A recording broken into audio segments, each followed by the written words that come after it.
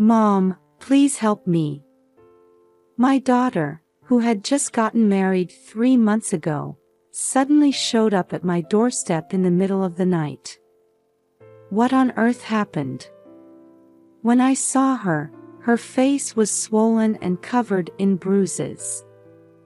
I was speechless at the sight of my daughter's changed appearance. Then, as I listened to her story, I trembled with anger. This is unforgivable. Was his promise to make her happy all a lie? And I vowed to get revenge on those people who had done this to my precious daughter. I'm Susanna, 50 years old. I divorced when my daughter Layton was still young and raised her while working full-time. Although Layton is a reserved type, she has a strong heart and is a hard worker. Through her persistent efforts, she managed to get a job at the company she had always dreamed of. Layton's presence has been my motivation, helping me move forward even in difficult times. So when she told me, "There's someone I want you to meet," my heart fluttered with joy. The person Layton introduced me to was a man named Carter, who worked at one of their client companies and was 7 years older than my daughter. He looked dashing in his suit and greeted me cheerfully. He seemed serious and sincere at first glance. "I've come today to ask for your blessing for Layton and me to get married." However, barely after introducing himself, he suddenly came out with such a statement. Layton was only 23 at the time, and she had only been dating Carter for about 6 months. I had expected to just meet her boyfriend, so I was honestly taken aback. "Well, you're both still young. Don't you think it's a bit early to be thinking about the future?" I gently tried to discourage them, but he straightened his posture and looked me straight in the eye. "I can't think of anyone but Layton anymore. I believe I'll never meet another wonderful woman like her." He pleaded with a serious expression, telling me how much he cared for my daughter. "Carter, I feel the same way. Mom, please. Give us your blessing for our marriage. If you two have already made up your minds, then I'll support you." Moved by his passionate feelings and hearing Layton's plea, I gave my consent for them to be together. "Thank you so much. I promise I'll make Layton happy." As I watched my daughter and him gazing at each other happily, I couldn't help but smile too. However, after Carter left, I couldn't fully rejoice in their marriage, and an uneasy feeling started to well up inside me. Is this really okay? Isn't it too soon? But I've heard that all parents have mixed feelings when their children get married. To be honest, I had thought my daughter's marriage was still far off, so I probably just wasn't mentally prepared. They looked so happy together. It'll be fine. After that, we met Carter's parents, and things progressed smoothly towards the wedding. They were both only children. Carter's parents, who had always wanted a daughter, seemed to really like Layton. "Mom, I'm thinking of living with Carter's parents after we get married. While it's nice that they're fond of her, it seems they've suggested living together. Are you sure about this?" I don't have experience, but I've heard that living with in-laws can be challenging. I get along well with his parents, and with Carter there, I'm not worried. "Well, I'm sure you can handle it." I thought that she, being sincere and always loved by her elders, would surely manage. Besides, his family home was only a 20-minute drive from my house, so I felt reassured that I could rush over if anything happened. And so, After the wedding ceremony was over, my daughter's new life in her in-laws' home began. I thought Leighton must be eagerly working hard, but about a month after she moved in, changes started to occur. The daily messages from Leighton stopped coming, and even when I sent her messages, I rarely got a reply. I didn't want to interfere too much, but I was concerned, so I decided to call her cell phone. "Mother-in-law, what's the matter?" To my surprise, it was Carter who answered the phone. "Could I speak to Leighton?" "She's in the bath right now." "Don't worry, she's doing fine." His tone was soft but somehow left no room for argument, and I ended up hanging up without hearing my daughter's voice. After that, there were still no messages or calls from Leighton. I decided to go and see her in person. Carter's mother had told me to come visit anytime, so I went to Carter's family home on the weekend. Carter's mother responded through the intercom, curtly telling me that Leighton was out with Carter. "I'm sorry for coming suddenly. Do you know what time they'll be back?" When I asked this, all I got in response was a big sigh. "You should call before coming. I don't know when they'll be back." Feeling that she had a point, I couldn't say anything more and had to leave Carter's house.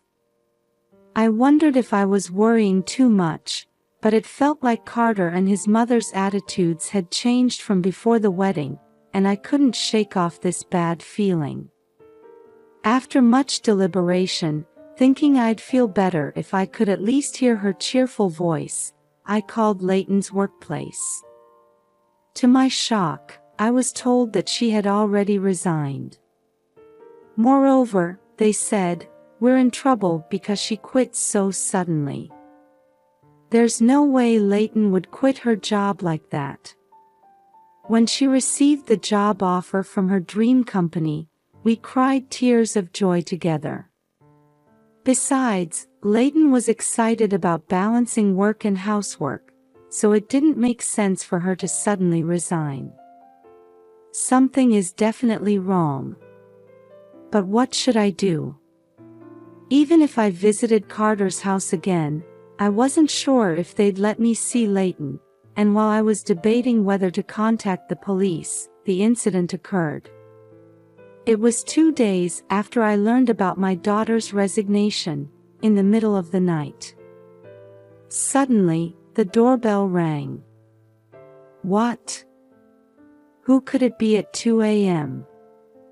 Suspiciously, I peeked at the intercom screen.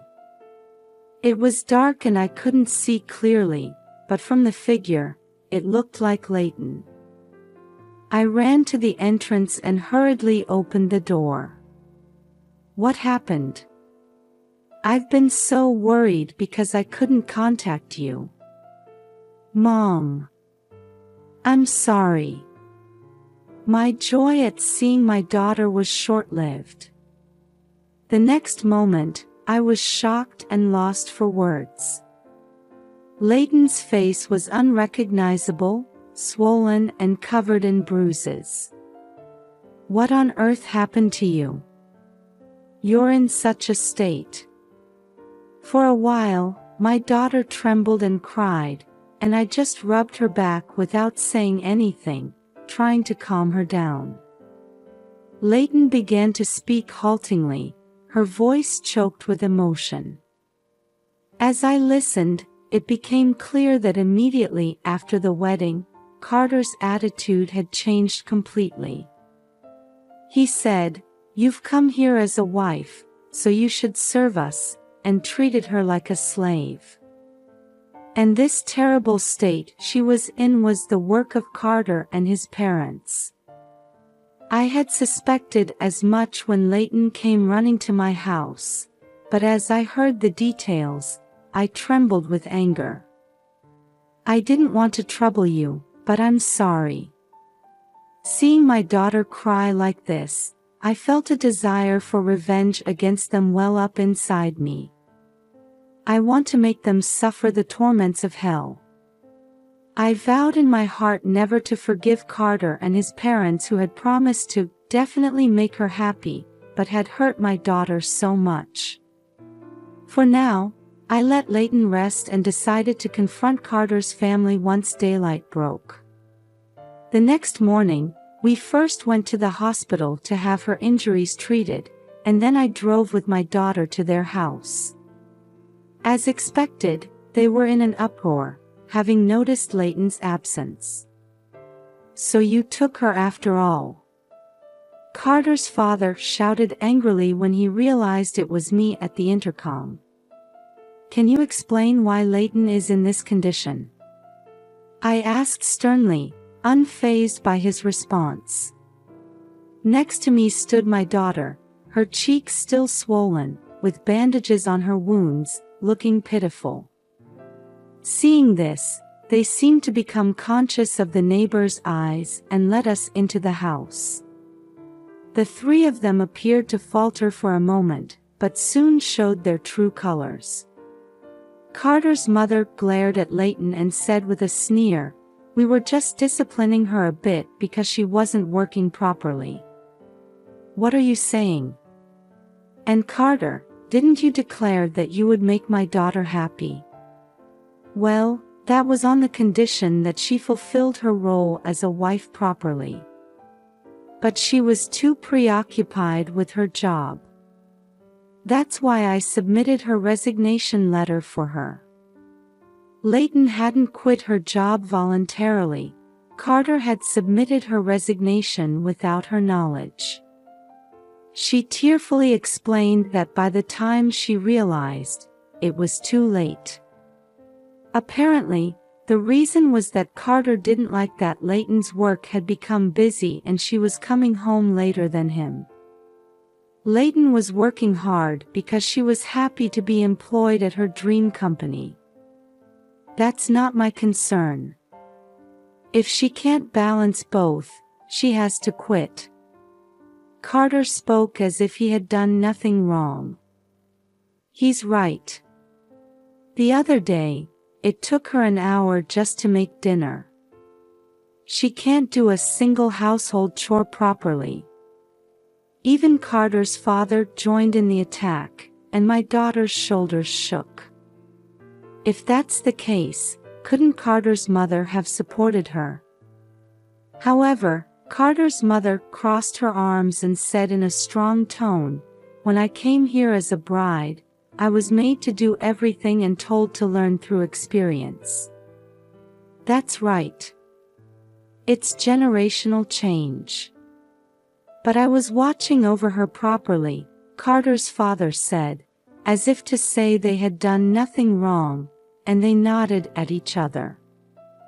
Apparently, Carter's mother had pushed all the housework onto Leighton while doing whatever she wanted. Moreover, Carter's father, who had already retired and was at home, had been constantly monitoring Leighton, interfering with everything she did. They had even taken away Leighton's phone to prevent her from telling me about this, and when I visited their house, they had restrained her to prevent her from going outside. And this wasn't all. Leighton believed that Carter would change someday, that he would help her.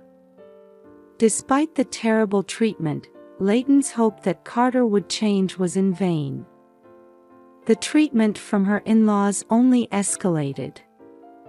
They made her eat leftovers and, claiming it was a waste of gas, barely let her use more than a trickle of water for showers. When Leighton, unable to bear it anymore, told them this isn't right, it led to the unbearable injuries on her body. In response to my daughter's objection, they called her insolent and slapped her hard on the cheek. Not only that, saying they would re-educate her, they took turns beating her all over her body. Finally released while covered in injuries, Leighton felt her life was in danger and, waiting for the moment when all three were sound asleep, fled from her in-laws' house. She walked for over an hour, barely escaping with her life, before arriving at our house. Before the wedding, you treated Leighton preciously. Why did you change so much? I can't accept this. When I confronted them with a strong tone, the three looked at each other and smirked. From the beginning, I just wanted a wife who would obey me. I thought Leighton would make a good servant. Carter said this nonchalantly, and his mother sighed, saying, she was really disappointing.